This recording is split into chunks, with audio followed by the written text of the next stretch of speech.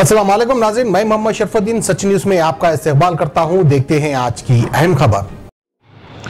आने वाले इलेक्शंस में अपनी पार्टी वर्कर्स में जोश भरने और हैदराबाद की आवाम का दिल जीतने के लिए आज एआईसीसी प्रेसिडेंट बनने के बाद पहली बार राहुल गांधी पहुंचे हैदराबाद। हजारों की तादाद में राहुल गांधी के चाहने वाले मौजूद थे हैदराबाद में, जिन्होंने बड़े ही शानदार तरीके से उनका इस्तकबाल किया।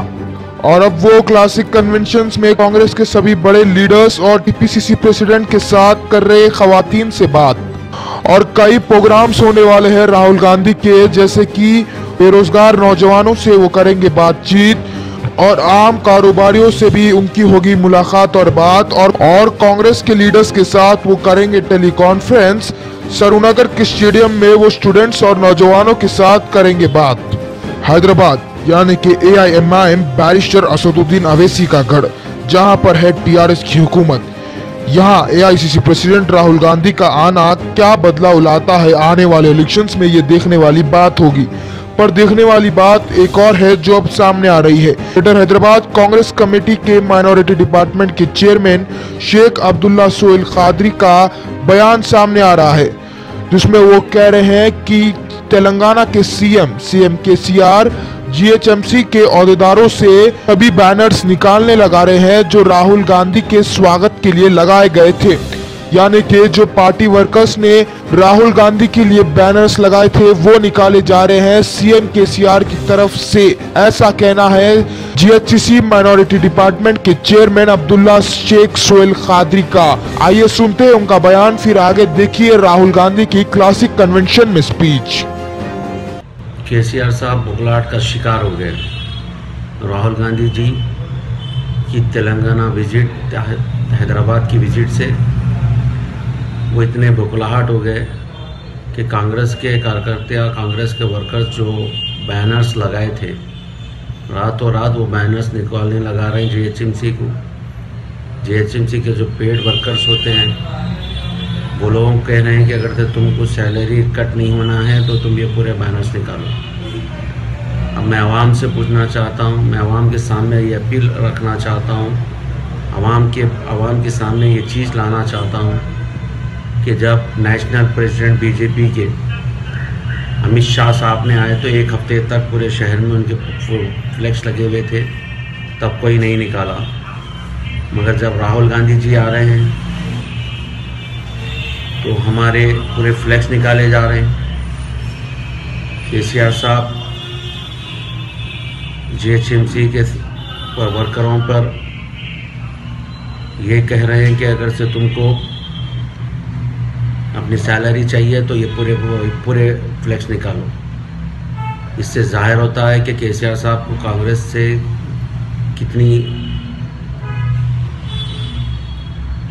कितना डर हो गया कांग्रेस का। ये आने वाले इलेक्शनों में इनको साफ जाहिर हो गया है कि कांग्रेस जो है इनकी हुकूमत को गिराए। So does she feel that when the Congress government was in power they were listening to SHGs better? గతంలో ప్రభుత్వం, కాంగ్రెస్ ప్రభుత్వం మాలో ఒక్కరిగా ఉంటూ పనిచేస్తూ మా కష్ట సుఖాలను చూసేది. ఇప్పుడున్న ప్రభుత్వం గద్దెనెక్కి పాలన చేస్తుంది కాబట్టి మా కష్ట సుఖాలు పట్టించుకోవడం లేదని చెప్తున్నాను. ఈ తరంగా నేను ఇంకొక విషయం ఏంటంటే, కడుతున్న రుణాలకి విపరీతమైన GST కూడా మహిళల మీదనే పడుతా ఉంది. గద్దెనెక్కినటువంటి సంపాదిస్తున్న వాళ్ళ మీద GST లేదు. కష్టపడి సంపాదిస్తున్న రైతులకి, SHG సంఘాలకే GST ఎక్కువగా వర్తిస్తోంది. So one point she's raising now is, now on whatever business self-help groups are doing, there is GST. There's never any tax earlier on any activity. Does she know what GST stands for? GST అంటే తెలుసా మీకు ఏంటిదో? తెలుసు sir. తీసుకున్నటువంటి వడ్డీ పైన వడ్డీకి వడ్డీ అన్నట్టుగా లక్షకి ఇంత లిమిట్ అనేది క్రాస్ లిమిట్ వేస్తూ 12% 18% వేసిండ్రు GST. There is tax on tax. No, but what does GST stand for? GST అంటే ఫుల్ ఫామ్ తెలుసా నీకు? Rules service tax sir. No. Gabbar Singh tax. ये जो GST है ये गरीबों के जेब से पैसे निकालने का तरीका है। ये GST नहीं है, ये गब्बर सिंह टैक्स है। GST అంటే గూడ్స్ అండ్ సర్వీసెస్ ట్యాక్స్ కాదు, గబ్బర్ సింగ్ ట్యాక్స్ అంటే మిమ్మల్ని ప్రభుత్వం దోచుకుంటుంది అని చెప్పడం. जब कांग्रेस पार्टी की सरकार आएगी हम आपको जीएसटी देंगे, goods and services tax. Congress party వచ్చినాక ఇది గబ్బర్ సింగ్ ట్యాక్స్ తీసేసి గూడ్స్ అండ్ సర్వీసెస్ ట్యాక్స్ గా అమలు చేయబోతున్నాము. उसमें सिर्फ एक टैक्स का लेवल होगा. ఒకటే ట్యాక్స్ రేట్ ఉంటది. उसमें 5 अलग टैक्स नहीं होंगे. 5 రకాల ట్యాక్స్ స్లాబ్స్, 5 రకాల ట్యాక్స్ రేట్స్ వచ్చే కాంగ్రెస్ ప్రభుత్వం ఉండబోవు. उसमें आपको हर महीने अलग अलग फॉर्म नहीं भरने पड़ेंगे. మీకు ప్రతి నెల జీఎస్టీ కోసం అనేక రకాలుగా ఫార్మ్స్ నింపే అవసరం లేదు. मगर आपने मेरे सवाल का जवाब नहीं दिया. जी सर पूछिए. मेरा सवाल था कि आपने मुझे बोला कि कांग्रेस पार्टी के समय सरकार एसएचजीज को मदद करती थी और अब सरकार एसएचजीज को मदद नहीं करती. तो मैंने आपसे पूछा कि आपको क्यों लगता है कि वो नहीं मदद करते और हम मदद करते हैं, उसका कारण क्या लगता है? जी सर, जब आप कांग्रेस पार्टी जब पालन करते थे तब हम एसएचजी लोन पूछने गए तो अभी बैंक में हमारे साथ में रह के क्या बोले तो 6 महीने का 6 महीने का और 1 ईयर का जो वीएलआर आ रहा था वो रेगुलर रहता था, तो हम जाके लोन लेने के लिए भी हमारे को मन करता था.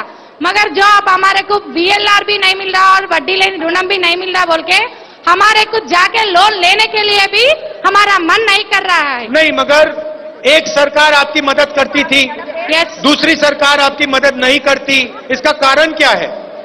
क्या है कि सर आप मदद करे तो हम बचते, मगर हमारे को मदद नहीं करे तो उन लोग बचते जो पालन कर रहे हैं. नहीं, आपने मेरी बात, मेरा सवाल सीधा सा है.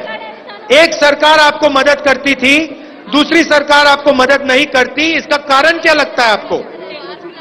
महिला लोगों को कम देख रहे सर.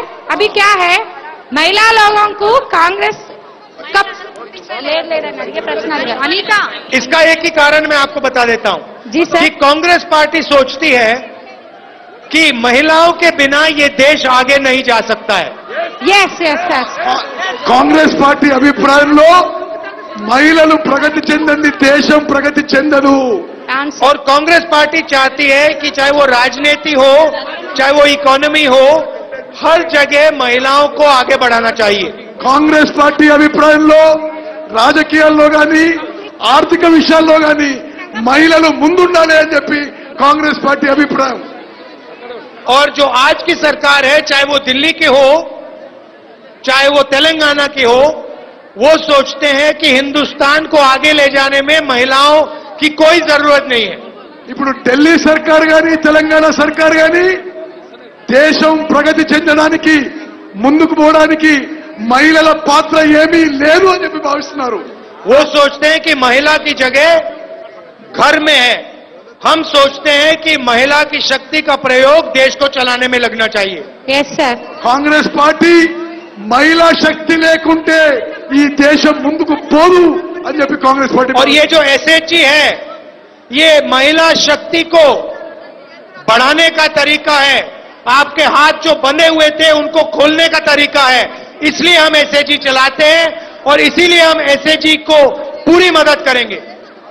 మహిళా సంఘాలు ఈ దేశంకి ముందంజ తీసుకుపోయే విషయంలో, మహిళలని ఆర్థికంగా బాగు చేయడం విషయంలో మహిళా సంఘాలు ఉపయోగపడతాయని చెప్పి కాంగ్రెస్ పార్టీ భావిస్తుంది.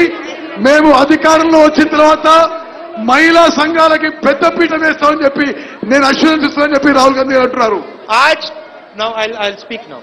आज Telangana, you want to translate? Sir one more speech. आज तेलंगाना में एक परिवार की सरकार चल रही है. आज तेलंगाना में एक परिवार की सरकार चल रही है. తెలంగాణలో ఈరోజు ఒక కుటుంబ పరిపాలన జరుగుతున్నది. पूरा का पूरा फायदा एक ही परिवार को दिया जा रहा है. తెలంగాణలో మొత్తం ఒక్కడే కుటుంబం బాగుపడుతుందని చెప్పి నేను విషయం మనం చేస్తాను. किसानों से जमीन छीनी जाती है, రైతుల నుంచి భూములు లాక్కుంటున్నారు. महिलाओं को एसएचजी में मदद नहीं की जाती है. మహిళా సంఘాలకి సహాయం చేయడం లేదు. किसान को जो सपोर्ट देनी चाहिए वो नहीं मिलती రైతులకు ఏదైతే మద్దతు ఇవ్వాలనో ఇవ్వడం లేదు और भ्रष्टाचार ही भ्रष्टाचार दिखाई देता है ఎక్కడ చూసినా ఈ ప్రభుత్వంలో అవినీతి అవపడుతుంది మనం చేస్తున్నాను और जो हालत तेलंगाना में है वही हालत दिल्ली में है ఏ పరిస్థితులు అయితే మనం తెలంగాణలో చూస్తున్నామో ఆ పరిస్థితులు ఢిల్లీలో మోదీ సర్కారులో కూడా అట్టే ఉందని చెప్పి మనం చేస్తున్నాను और जो भी वायदे आपसे चाहे मोदी जी ने किए हो चाहे आपके चीफ मिनिस्टर ने किए हो वो उनको पूरा नहीं करते हैं మోదీ చేసిన హామీలు గాని కేసీఆర్ చేసిన హామీలు గాని ఏది నెరవేర్చడం లేదు रोजगार देने की बात की थी प्रधानमंत्री ने कहा था 2 करोड़ युवाओं को हर साल रोजगार देंगे ఉద్యోగాలు ఇస్తామని చెప్పిండ్రు ప్రధానమంత్రి మోదీ గారు సంవత్సరానికి 2 కోట్ల ఉద్యోగాలు ఏర్పాటు చేస్తామని చెప్పిండు स्वास्थ्य की बात उठती है शिक्षा की बात उठती है तो गरीब से गरीब लोगों को लाखों रुपए देने पड़ते हैं ఆరోగ్యం గాని విద్య గాని నిరుపేదలకు లక్షల రూపాయలు ఖర్చు పెట్టాల్సిన అవసరం వస్తున్నది यूनिवर्सिटीज कॉलेजेस को प्राइवेटाइज कर दिया है యూనివర్సిటీలను కాలేజీలను ప్రైవేటైజ్ చేస్తున్నారు और कोई गरीब व्यक्ति के घर में बीमार होता है तो एक्सरे के लिए एमआरआई के लिए सर्जरी के लिए लाखों रुपए लगते हैं నిరుపేదలకి అనారోగ్యం అయితే ఎక్స్రేలు ఎంఆర్ఐలు ట్రీట్మెంట్ కోసం లక్షల రూపాయలు ఖర్చు అవుతున్నది हमारी यहाँ सरकार आएगी तो हमारा फोकस रोजगार देने पे होगा మేము ఇక్కడ అధికారంలోకి వస్తాము తప్పనిసరిగా తెలంగాణలో లక్షలాది ఉద్యోగాలు కల్పిస్తాము అని చెప్పి నీకు హామీ और ఇస్తున్నాను जो हमारी महिलाएं हैं माताएं हैं बहनें हैं उनकी रक्षा और उनको मदद करने पे होगा ఇక్కడ రాబోయే కాంగ్రెస్ ప్రభుత్వం వచ్చే కాంగ్రెస్ ప్రభుత్వంలో మహిళల రక్షణకు సంక్షేమానికి పెద్దపీట వేయబోతున్నామని చెప్పి నేను మనవి చేస్తున్నాను प्रधानमंत्री जी ने नारा दिया था बेटी बचाओ बेटी पढ़ाओ ప్రధానమంత్రి గారు బేటీ బచాओ బేటీ పढ़ाओ అని స్లోగన్ ఇవ్వడం జరిగింది मगर जब उत्तर प्रदेश में बीजेपी का एक एमएलए महिला का रेप करता है तो प्रधानमंत्री के मुंह से एक शब्द नहीं निकलता है ఉత్తరప్రదేశ్ లో ఒక మహిళపై అత్యాచారం ఒక బీజేపీ ఎమ్మెల్యే చేస్తే ప్రధానమంత్రి మోదీ గారు నోరు మెదపడు बिहार में छोटी छोटी बच्चियों का रेप होता है तो नरेंद्र मोदी जी के मुंह से एक शब्द नहीं निकलता है బీహార్ లో చిన్న చిన్న పిల్లలపై అత్యాచారం జరిగితే నరేంద్ర మోదీ గారు నోరు మెదపడు पूरे देश में बलात्कार हो रहा है हर प्रदेश में महिलाओं के खिलाफ रेप हो रहा है प्रधानमंत्री एक शब्द नहीं कहते हैं దేశం మొత్తంలో మహిళలపై అత్యాచారాలు జరుగుతున్నా నరేంద్ర మోదీ గారు ఎందుకు నోరు మెదపడం లేదు कांग्रेस पार्टी की यहां सरकार आएगी तो हमारी कोशिश होगी कि ज्यादा से ज्यादा पब्लिक सरकारी कॉलेजेस और यूनिवर्सिटीज हम खोलें కాంగ్రెస్ పార్టీ అధికారంలో వచ్చిన తర్వాత ప్రభుత్వం సైడ్ నుంచి మరిన్ని కాలేజీలు స్కూల్స్ తెరుస్తామని చెప్పి నేను హామీ गरीब से गरीब परिवार के बच्चे इंजीनियरिंग कंप्यूटर सीख सकें అతి నిరుపేద వాళ్ళు కూడా ఇంజనీరింగ్ కానీ ఎటువంటి చదువులకైనా వాళ్ళకి సదుపాయాలు కల్పిస్తాము और वही हम स्वास्थ्य और इलाज के एरिया में करना चाहते हैं అదే విధంగా నిరుపేదలకి ఆరోగ్యం కానీ విద్య విషయంలో కానీ ఎక్కువ సదుపాయాలు మేము కల్పిస్తామని చెప్పి నేను మాటిస్తున్నాను राजस्थान में हमने एक प्रोग्राम चलाया था पूरे प्रदेश में मुफ्त में हम दवाई देते थे